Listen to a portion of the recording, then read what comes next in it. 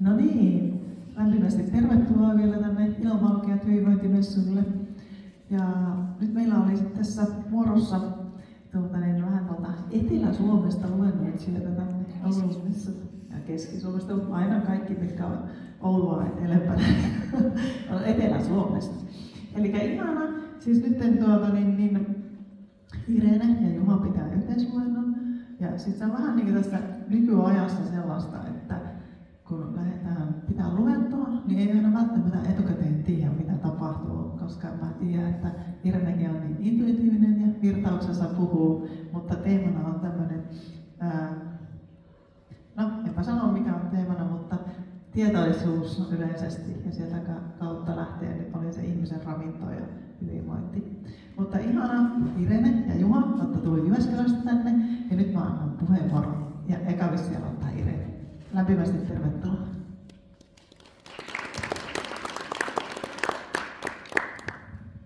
Kiitos Kati.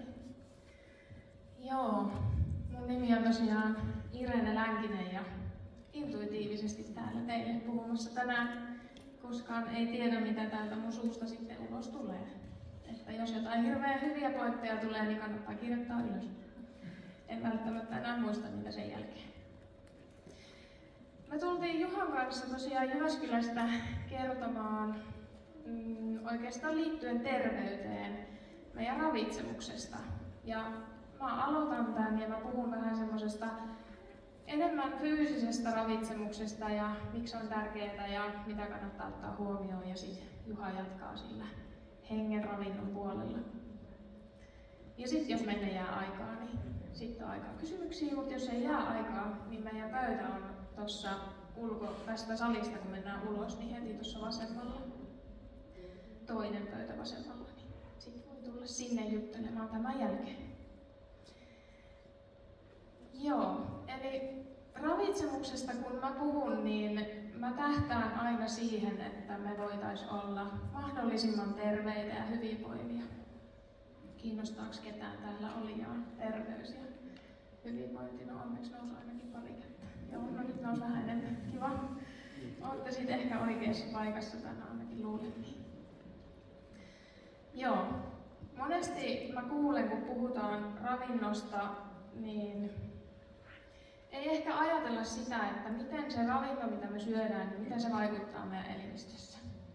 Mutta se on se kaiken homman ydin ja pointti. Miten se sun syöty ruoka niin toimii yhdessä sun elimistön kanssa. Ja sen takia, niin jos mietitään, että mitä meidän tulisi syödä, niin tuskin kannattaa katsoa kaloreita. Mä itse olen tällä mun taipaleellani 37 vuoden aikana kokeillut yhtä sun toista ruokavalioa ja etsinyt hoikkaa vartaloa ja mulla on ollut vaikka ja mitä haasteita, mihin mä oon hakenut apua ja vasta nyt viimeiset 6 vuotta mulla on ollut sellainen ruokavalio, mikä on oikeasti parantanut mua. Ihan mun fyysistä kehoa kaikenlaisista vaivoista ja muista ja edesauttanut sitä, että seison tässä enkä makaa enää sairaalassa. Eli se, miten sun keho voi, miten sun keho käyttäytyy sen ruoan kanssa, mitä sä syöt, niin sillä on se iso merkitys. Jos sä syöt jotain ruokaa, mistä sulle tulee jatkuvasti huono olla tai vatsakipuja tai sä huomaat, että sä oot koko ajan väsynyt, niin se voi olla viesti sulle sun elimistöltä, että älä tunge tätä muuhun enää. Kuulostaisiko se järkevältä? Ruoka on meille informaatiota meidän koko elimistölle. Me voidaan kuvitella, että meidän kehon sisällä on vähän niin kuin valot, mittarivalot. Otetaan tämmöinen mielikuva kaikille mieleen, että kun me syödään, niin ennen kuin me aletaan syömään ja me ollaan väsyneitä ja meillä on nälkä ja keho tarvii erilaisia ravintoaineita, niin ne valot on sammuneena. Ja sitten niitä valoja on tälleen pystysuunnassa päällekkäin. Ja nyt jos me lähdetään mielikuvalla miettimään tätä asiaa ja me syödään mennään vaikka mänkkäriin, syödään hampurilaisia. Tai sitten mennään kotiin ja syödään jotain ruskeata kastiketta, perunaa, ehkä leipää, juodaan maitoa. Tämä on aika perustyypillinen suomalaisten ruokavalio, niin kun me syödään sitä ruokaa, niin sinne alkaa syttyä niitä lamppuja. Mutta tuollaisesta ruoasta, missä on vähän ravintoaineita ja se ei ole ravintotiheitä se ruoka, niin sinne saattaa syttyä ehkä yksi lamppu. Ja sekin saattaa olla semmoinen himmeä lamppu. Mutta sitten jos me syödään jotain, mikä on ravintotiheää ruokaa, missä on paljon ravintoaineita, kuten vaikka parsakaalia, sipulia, kaikkea mikä on tosi värikästä, mikä kertoo siitä ravintoainetiheydestä, niin niitä lamppuja alkaa syttyä silleen plop, plop, plop, plop, plop. Ja sitten mitä ne lamput tekee, niin se kertoo siitä, että nyt se keho saa riittävästi informaatiota, se saa riittävästi sellaisia ravintoaineita, kutsutaan myös fytoravinteiksi, jotta se keho voi ruveta eheytymään, jotta se voi toimia niin kuin se kuuluisi toimia. Ja tässä on niin kuin se koko homman ydin, että miten meidän kuuluisi syödä. Meidän pitäisi saada niitä lamppuja sytytettyä mahdollisimman paljon joka kerta, kun me syödään. No, jos meidän elimistössä on sitten jonkunlainen haaste, kuten vaikka esimerkiksi meidän suolisto ei toimikaan niin kuin sen kuuluisi toimia, tai meillä on vaikka joku sairaus, mikä vaikuttaa meidän ruoan sulamiseen, niin vaikka se ruoka olisi ravintoainetiheitä, mutta sun keho ei pysty vastaanottaa sitä, niin yksikään lamppu ei syty. Pääsittekö te tällä lampputeorialla kiinni siitä, että mitä mä tarkoitan ravintoainetiheydellä ja sillä informaatiolla, mitä se tuo kehoon? Ne on vähän niin kuin liikennevalot. Jos ne ei syty, niin mikään ei mene eteenpäin. Tai ainakaan ei saa mennä, muuten ne menee jotain punaisia. Sitten tulee poliisi. Kehossa se poliisi voi olla tulehdusarvot tai tulehdusmerkit, mitkä siitä alkaa nousta. Joo, eli sillä on tosi iso merkitys, mitä sä laitat suuhus. Ja kannattaa, kun meillä on rajallinen aika tänään puhua tästä aiheesta, niin kannattaa vähän googletella, mitä tarkoittaa ravintotiheä ruoka. Ravintotiheys on sana, mikä kannattaa muistaa. Lyhykäisyydessään se tarkoittaa sitä, että siinä sun syödyssä ruuassa on enemmän ravintoaineita kuin ehkä vaikka niitä kaloreita. Joo. Jos mietitään meidän fyysistä kehoa ja sitä, että miten se voisi voida parhaiten ja päästä eheytymään, niin tämän ravintotiheän ruoan lisäksi olisi ihan hirveän tärkeää semmoinen kuin paasto. Ja ihan eka sanana paasto saattaa nostaa ajatuksia, että no en minä rupea mitään monen päivän paastoja tekemään, tai ei vesipaastot minun juttuja ole tai muuta, mutta ei ole kyse sellaisesta paastosta. Vaan meillä on uskomus siitä, että pitäisi syödä lähes koko ajan. Päivä alkaa syömällä ja päivä loppuu syömällä ja välissäkin syödään vielä monta kertaa. Mutta se ei olekaan välttämättä meidän suolistolle se optimitilanne ja hyvä asia. Koska jos mietitään, että meillä on erilaisia prosesseja käynnissä, meillä on vaikka joku henkinen prosessi käynnissä, meillä on henkinen kasvu tai joku haastava tilanne, traumatilanne tai mikä tahansa, mikä vie meiltä voimavaroja, niin jos meidän elimistö koko ajan käy ja prosessoi täällä alueella, niin kuinka paljon riittää johonkin muualle? Kannattaa miettiä ja tutkailla sellaista asiaa ja kokeilla vähintään 12 tunnin paastoa illasta aamuun. Se vähintään 12 tuntia on sellainen aika, että silloin se sun keho on saanut edes jonkin aikaa levätä, eikä se koko ajan prosessoi jotakin.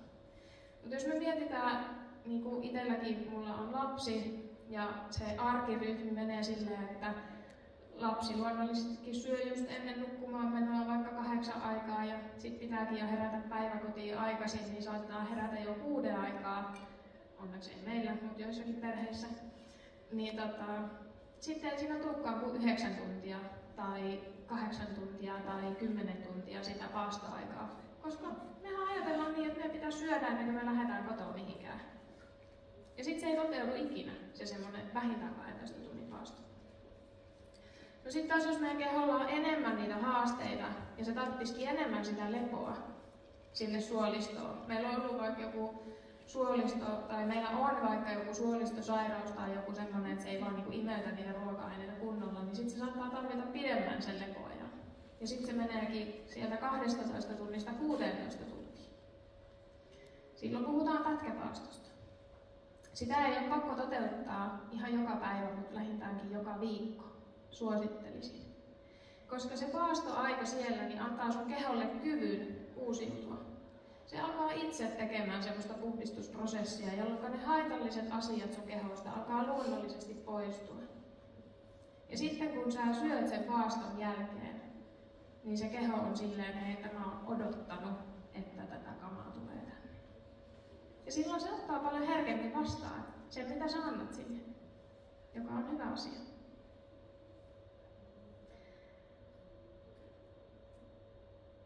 Joo. No jos mietitään, että optimaalinen tilanne olisi se, että me annetaan meidän suoliston levätä ja sitten me annetaan sille aina tosi hyvää ravintotiheää ruokaa ja sitten tuleekin se meidän arki. Ei tää onnistu. Tänäänkin oli makaronilaatikkoa. Ei ollut aikaa syödä. Vedin tuossa yhden rahkan tai jogurtin tämän nopean päivän ohessa. Onko kellään semmosia päiviä, että ei oikein kykene optimaaliseen elämään, mulla ainakin. On onneksi muitakin, en ole ainut.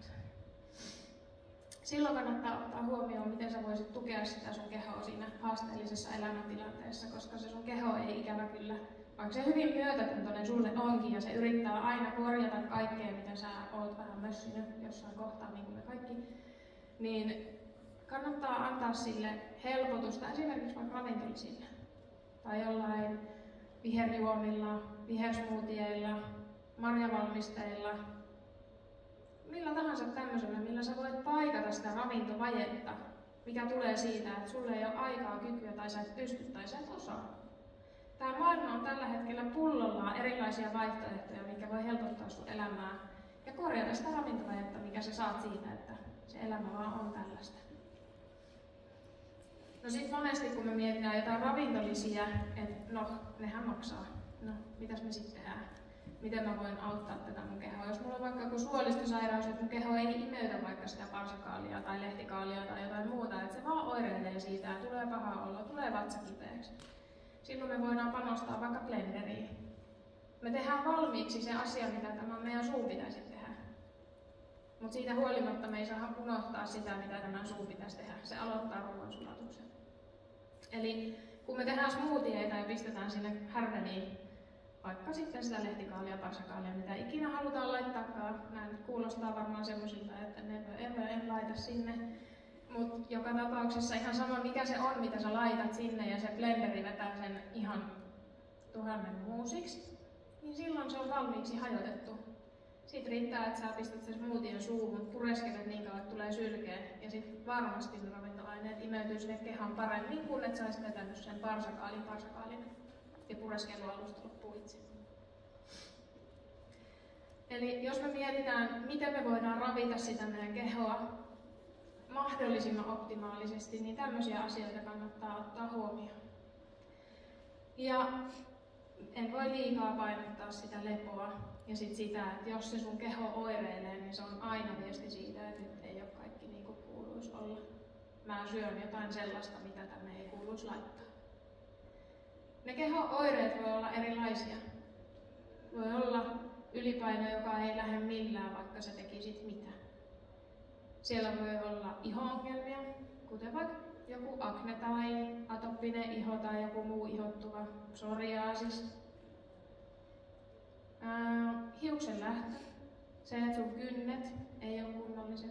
Ne on kaikki viestejä siitä, että hei, nyt kannattaisi johonkin kiinnittää huomiota. On tosi vaikea välillä lähteä maallikkona sit miettimään, että no mikä mua nyt oikein vaivaa, mutta sitten siihen löytyy onneksi apua. On paljon valmentajia ja sellaisia ihmisiä, jotka on perehtynyt tähän asiaan ja niiltä saa tosi helposti myös konsultaatioapua, niin pääsee vähän helpommalle. Mutta sitten jos ei ole varaa semmoisenkaan, niin yksi sääntö toimii aina. Ja tässä ruoka-aine pois 2 kuukauden ajaksi, niin sun keho kertoo, että oliko se sulle hyväksi vai ei. Esimerkiksi tyypillisimmät oireita aiheuttavat ruoka-aineet on maitotuotteet, viljatuotteet, sokeri ja liikakofeiini. Ne on niin kuin ihan ne tyypillisimmät, mitä me suomalaiset käytetään aivan liikaa. Sitten jos siitä mennään vähän hienovaraisempiin juttuihin, niin esimerkiksi tärkkelys on sellainen, mikä saattaa aiheuttaa ongelmia monelle, mitä ei vaan tiedä. Ja sitten kun sen pois sulkee kokonaan ja testaa mitä tapahtuu, niin saa tietää ilmaisiksi, että sopiiko se mulle vai ei.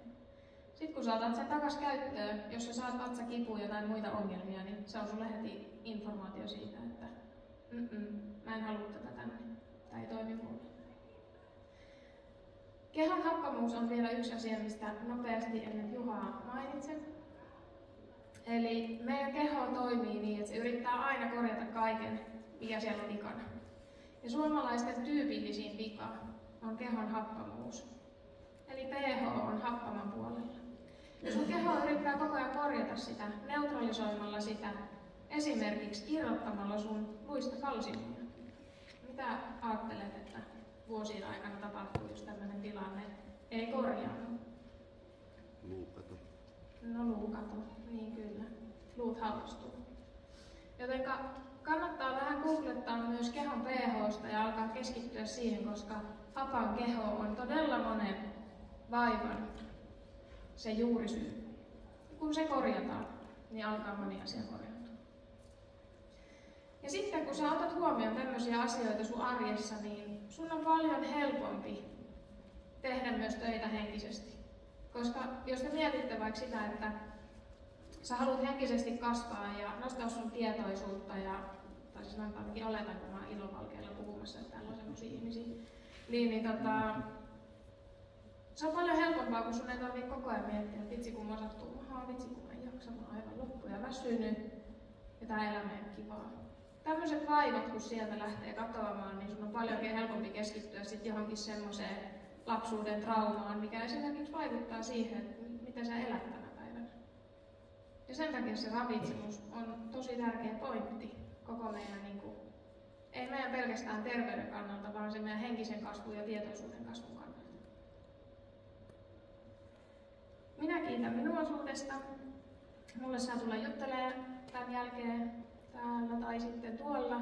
Ja nyt mä päästän tänne Juha Korhosen, mun kollegan, joka kertoo tästä aiheesta vähän enemmän hengen näkökulmasta ja sellaisesta ravitsemuksesta, mikä ei tule tätä kautta kehoa. Kiitos. Tuu Juha tänne.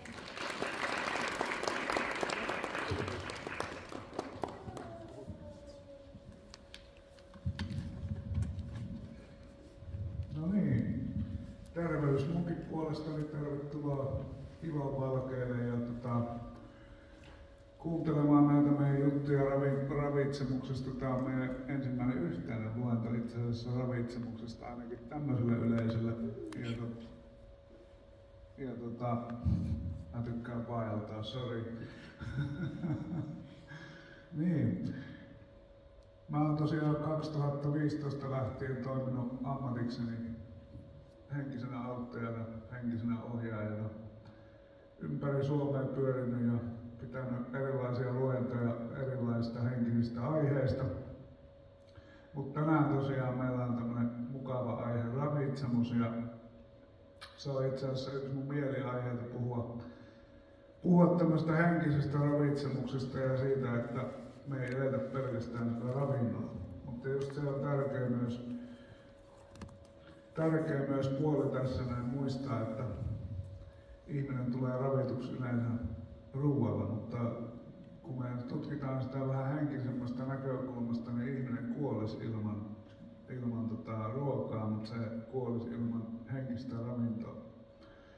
Ihminen saa 35% tai sen pitää saada ruoasta sen praanan tai bioenergian määrästä, minkä ihminen tarvitsee vuorokaudessa, niin ruoasta pitäisi tulla noin 35% siitä ja 65% pitäisi tulla buddhista kanavaa tai maatähtikanavaa myöten tuolta jalkopohjien alapuolella. Buddhinen kanava on täällä ihmisen pään yläpuolella.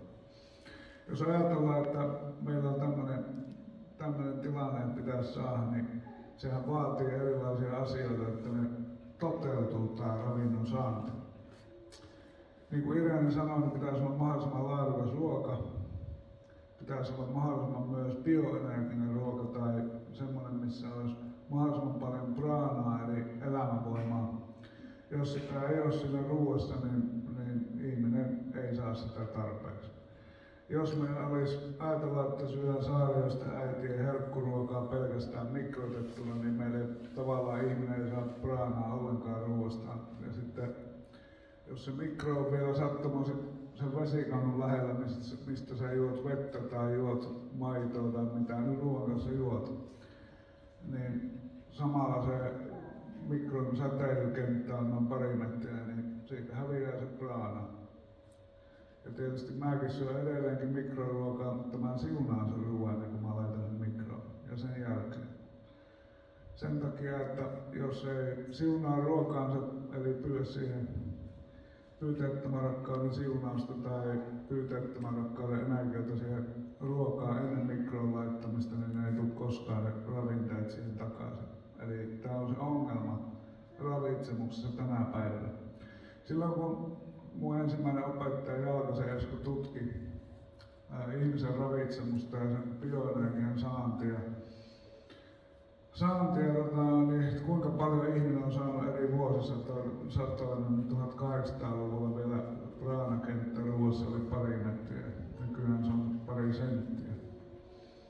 Eli se ruoka, mitä me saadaan, niin se on useimmiten kasvatettu myrkyillä ja sitten se on vielä mikrotettu siihen päälle.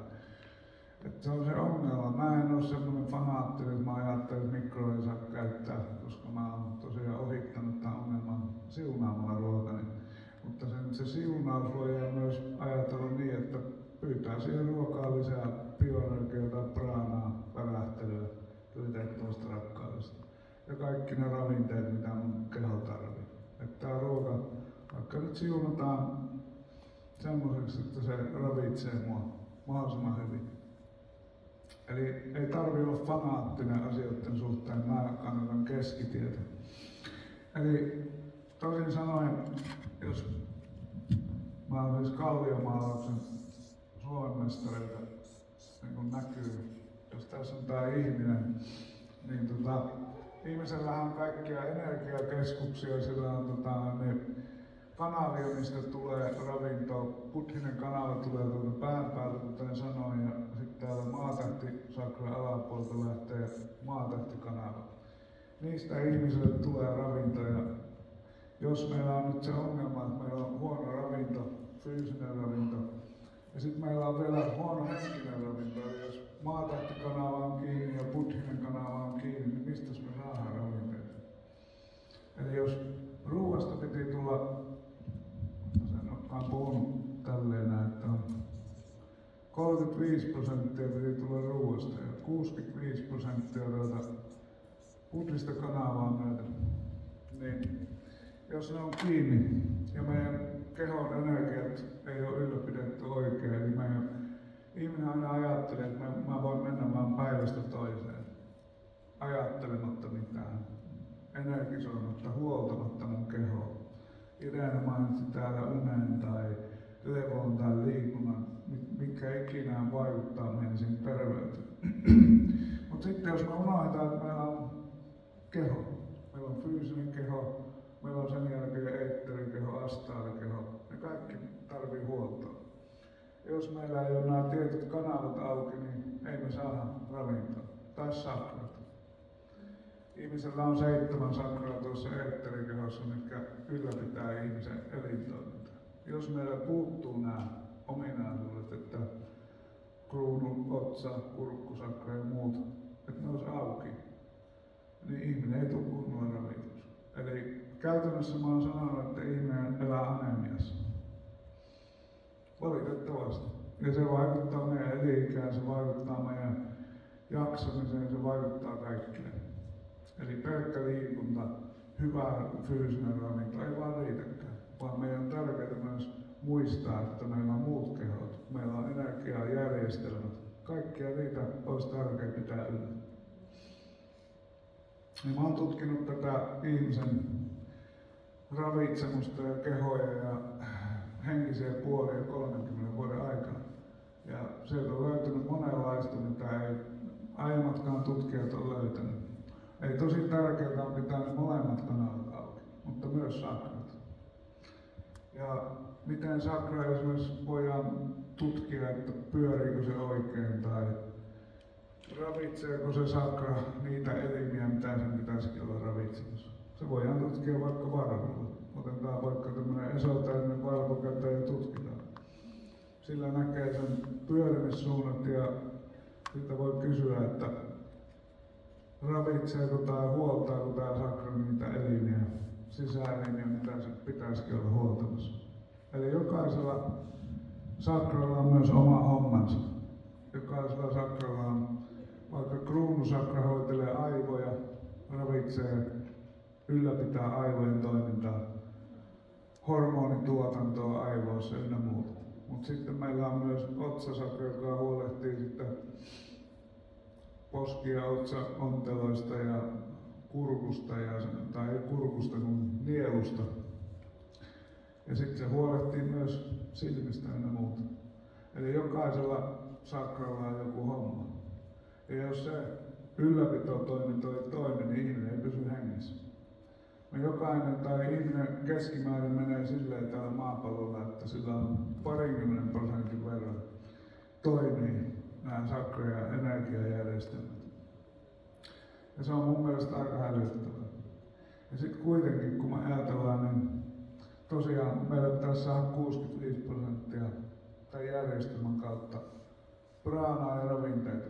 Ja sitten kun me Irenin kanssa tässä puhuttiin ennen tätä luentoa, eilen itse asiassa tästä aiheesta, niin tosi tärkeää muistaa, että jos meillä ei ole kunnollinen fyysinen ravinto, niin ne korkeammat vitamiinit, hivenaineet, kivennäisaineet, ne alkuaineet ei fyysisoida.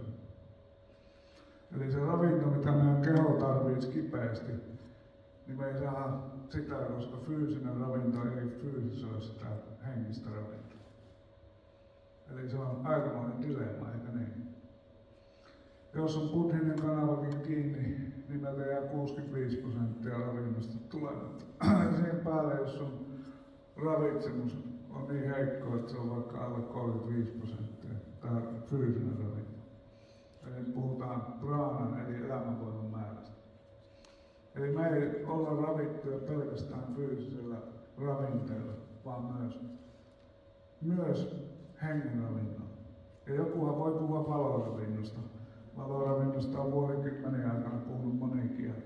Siitä on kirjoitettu kirjojakin ja valoravintokursseja pidetään ja muuta.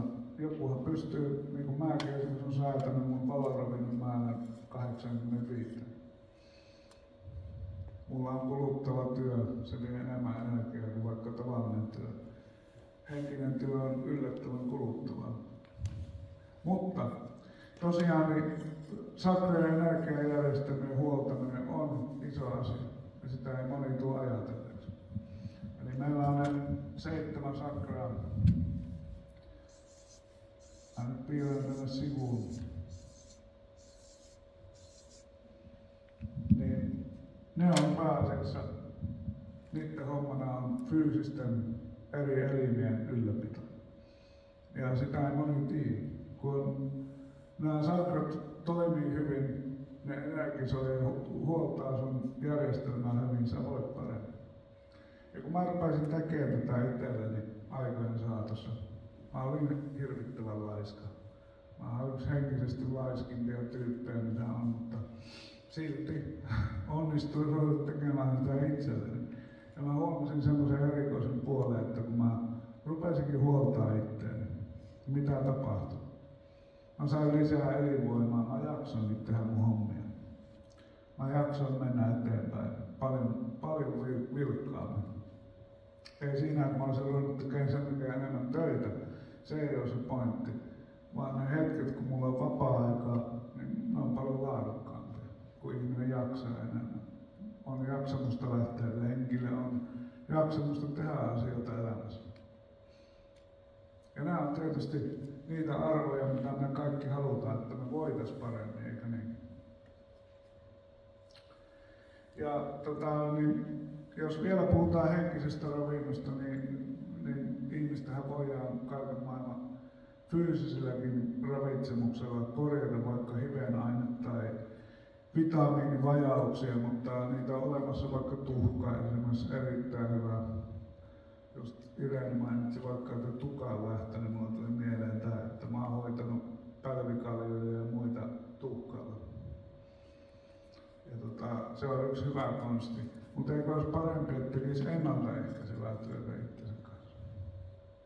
Olisiko? Miten tämä kaikki tehdään?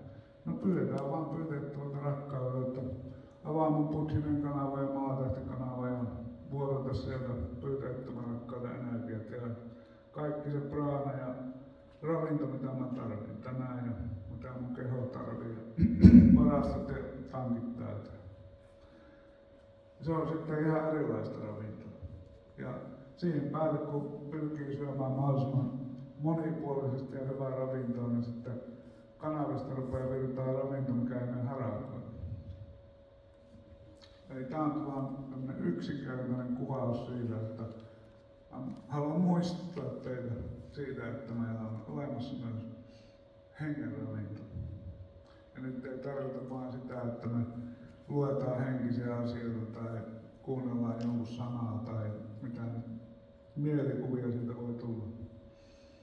Vaan Raamatussakin sanotaan, että me eletään hengen ravinnosta myös. Ja siinä ei puhuttu siitä, että se olisi jonkun sanaa, vaan siinä puhuttiin nimenomaan tästä energiajärjestelmien päivittämisestä, ylläpitämisestä. Ja se on aika helppo. Eli muista vaan, että meillä jokaisella on voima ja kyky pyytää praanaa, bioenergiaa, ravinteita meille fyysiseen kehoon. Siihen ei tarvita paljon henkistä voimaa. Siihen tarvitaan vaan omaa jaksamusta ja tahtoa pitää itseänsä yllä. Ja sitten jos ajatellaan vielä lyhyesti, niin olisikohan nyt kysymysten paikka kohta, mutta musta saa tietää lisää korhonenjuha.com nettisivuilta. Ja mä löydän myös YouTubesta, mulla on kanava siellä, sekä Instagramista löytyy myös henkinen ohjaaja Juha Korhonen nimellä. Ja mä teen ammatikseni pääasiassa, nyt ihan plörinäksi, kun se on helpommin kirjoittaa vissiin. Mutta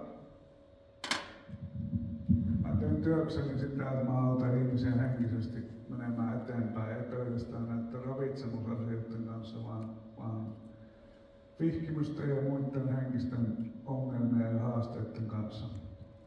Ja me ollaan Irenin kanssa alettu työskentelemään myös yhdessä. Ollaan tekemässä valmennuksia ja koulutuksia ja Irenistä löytyy myös YouTubesta kanava ja hänen nettisivunsa. Mutta jos teillä on kysymyksiä ja muuta ja oliko sulla vielä joku kommentti, niin toivottavasti tässä oli joku muistutus teille. Kiitos.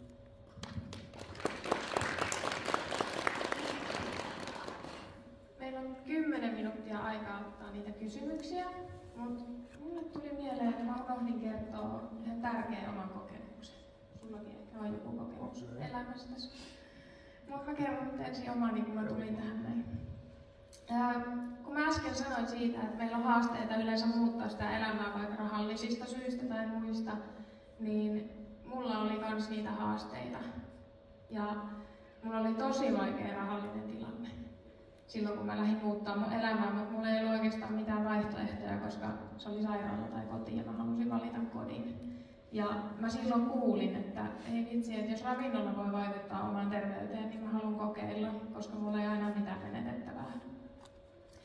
Ja kun mä lähdin sitten toteuttaa erilaista ruokavalioa, mistä mä poistin viljoja, maitotuotteita, sokeria ja sitä kofeiinia, yhtäkkiä mä huomasin, että sen mieliteot alkoi katoamaan.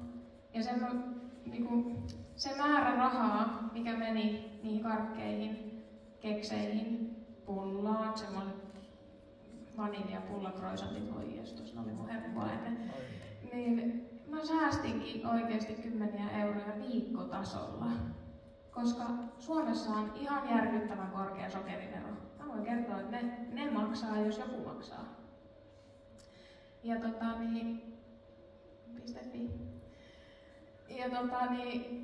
sitten sen lisäksi, kun mä rupesin pitämään taukoja siinä mun syömisessä, eli mä rupesin harrastamaan pätkäpaastoa, niin mä huomasin, että mä syönkin enää 3 kertaa päivässä.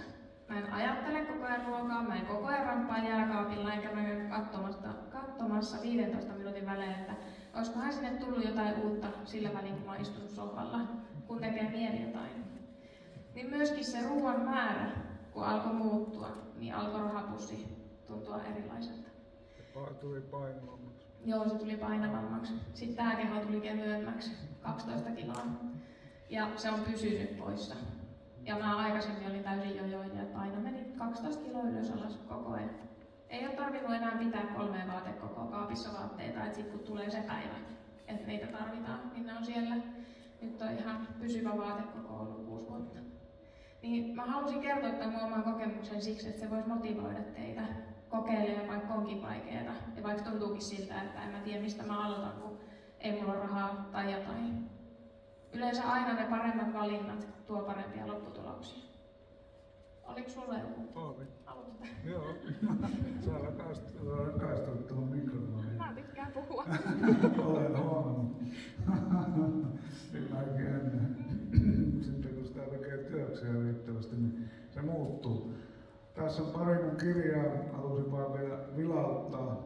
Mun ensimmäinen kirja oli tämmöinen Ihmisen kultainen kirja. Ja se sitten, siinä on aika laajasti henkisistä asioista. Mulla ei vaan tällä hetkellä sitä painosta ei ole olemassa, mutta löytyy eri kirjastoista nykyään.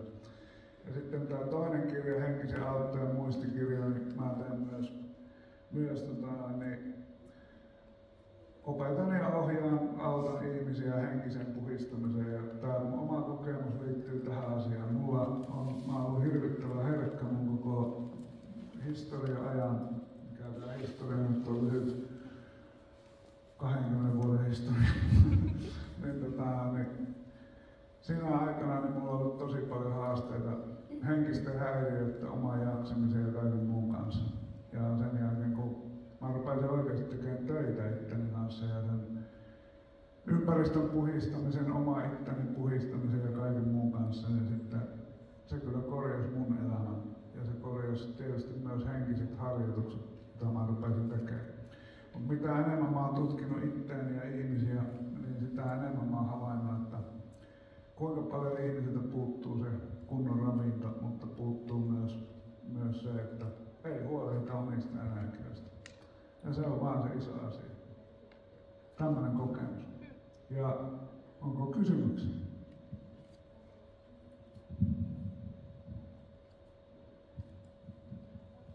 Minä voisin kysyä tuosta öljystä, että tuossa oli telekkarissa ohjelma italialaisista, jossa kylässä asuu väestöstä niin 100-vuotiaita ja ylivoimaisesti enemmän kuin missään muualla, niin sitä oli tutkittu, niin siinä oli tämmöinen mikroravitsemus se syy ja se, että ruokavaliossa oli sitten korkealaatuista oliiviöljyä, oli se selitys, mistä he saa sen elimistön solutasolla tapahtuva aineenvaihdunnan niin kuin paranemaan. Että onko teillä tästä mikä olisi se öljy tai rasva, mitä meidän pitäisi käyttää? Hyvä kysymys. Mä toistan vähän sun kysymystä tähän, koska se ei välttämättä kuulunut. Eli kysyit, että rasvan lähteistä ja öljystä, että tiedetäänkö mitä kannattaisi käyttää, että saisi parempaa vointia. Ja sä olit kuullut oliiviöljystä tämän tietyn ihmisryhmän kautta, että mitä sä sanoit, siellä asuu kaikki jo yli 100-vuotiaita. Tai siellä on väestöstä niin ylivoimaisesti eniten 100-vuotiaita kuin missään muulla paikkakunnalla. Niin, eli väestöstä on ylivoimaisesti eniten 100-vuotiaita kuin muualla. Joo. Itse asiassa silloin, kun mä rupesin, tämä sana voi olla tuttu, biohakkeroimaan omaa elämääni. Eli siis kun pääheppu tässä on mennyt niin henkistä tietä kuin voi mennä, niin mä oon mennyt ihmisyydessä tätä tietä silleen, niin kuin, että mä oon etsinyt fyysisestä ruoasta niitä vastauksia. Ja biohakkeroin sit omaa elämääni ja etsin niitä komponentteja ruoka-aineista, että mitkä voi auttaa meidän kehoa, niin oliiviöljy, kylmäpuristettu oliiviöljy, joka on hyvälaatuinen ja säilytetään oikein tummanvihreässä lasipullossa, niin todellakin vaikuttaa positiivisesti meidän kehoon, koska se on tutkittu, että meillä on geenejä, toivottavasti olette kaikki kuulleet, että meillä on DNA ja geenejä, niin meillä on siis myös riski sairastua johonkin perinnölliseen juttuun, koska meillä on tietynlaiset geenit. Niin oliiviöljy, se kumoaa sitä, että me ei sairastuttaisikaan. puhutaan, että sairausgeenit saattaa aktivoitua tai sitten voidaan inaktivoida eli niin kuin sammuttaa. Niin on tutkittu, että oliiviöljyssä on tämmöinen mekanismi meidän kehon geeneihin ja se voi johtua siitä. Mutta sitten myöskin niin oliiviöljy sisältää kaikkia sellaisia polyfenoleja ja erilaisia ravinteita, mitkä auttaa meidän kehoa toimimaan oikein ja korjaamaan muun muassa soluja ja muuta. Ja se mikroravinto, mitä sä mainitsit, niin se tosiaan tarkoittaa just sitä ravintotiheää ruokaa. Eli makrot on hiilihydraatteja, rasvoja ja proteiineja, josta puhutaan ihan hirveästi ja kaikki maailman kaloridietit lasketaan niiden varaan. Mutta mikroravinteita ei voida laskea silleen, mutta meidän keho toimii niillä mikroravinteilla.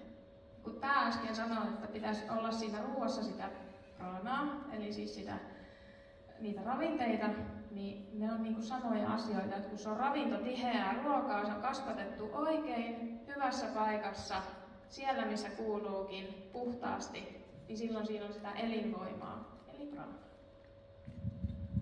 Joo, kyllä. Ja mä ajattelin tuosta, että miksi se rasva juuri tämä kyseinen rasva toimii, niin siinä on myös yksi toinen puoli, että se on vaan sopivampaa ihmiselle. Esimerkiksi rypsini aiheuttaa päinvastoin ongelmia ihmiselle, tai jos nyt ajatellaan, puhutaan kissanrasvoista, jota yksi tutkimus meni tekemään tuolla Amerikassa joku tutkimuksen, että voi on huonosta ihmiselle, niin sen jälkeen kaikki uskoi sen ja edelleen Suomen terveyden ja hyvinvoinnin laitos uskoo siihen, mikä oli ihan kupla koko tutkimus. Ja se selvisi jälkikäteen, mutta niin se vaan ihminen edelleen uskoo samaan juttuun.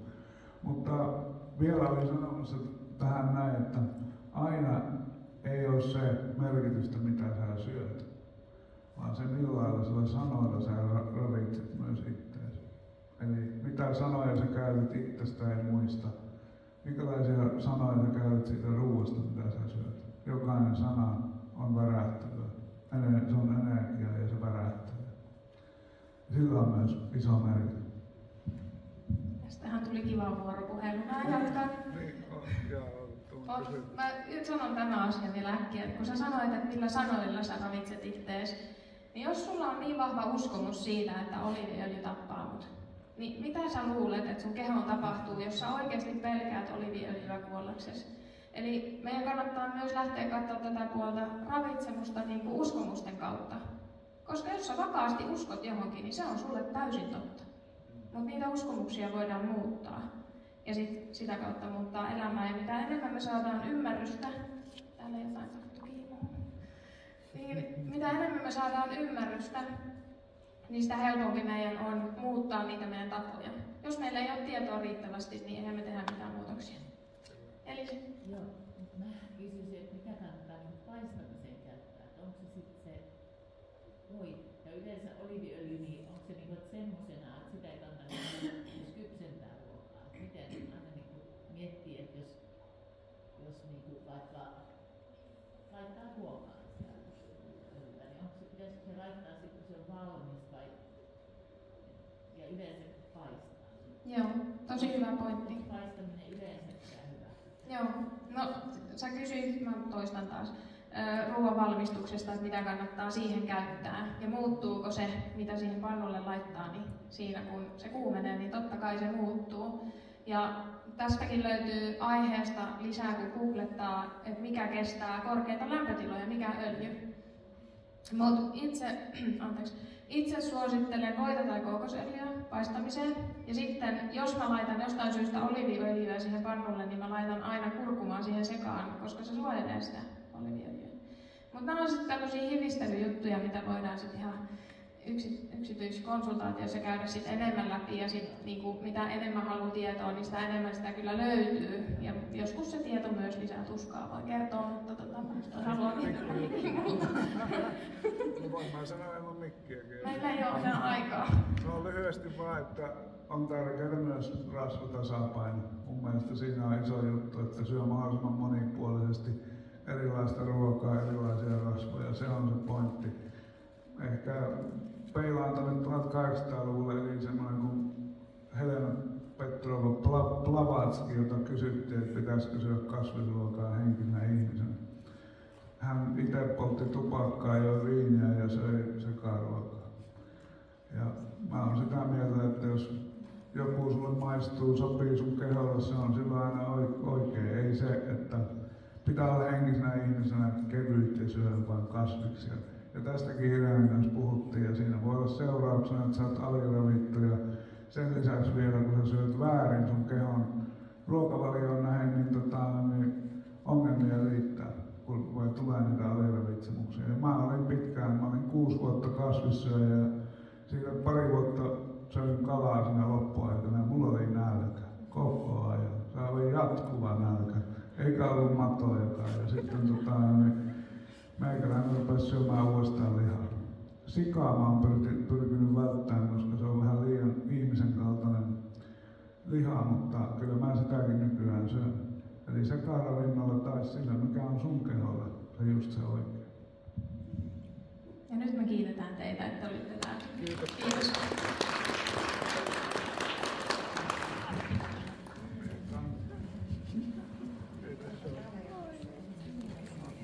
Joo,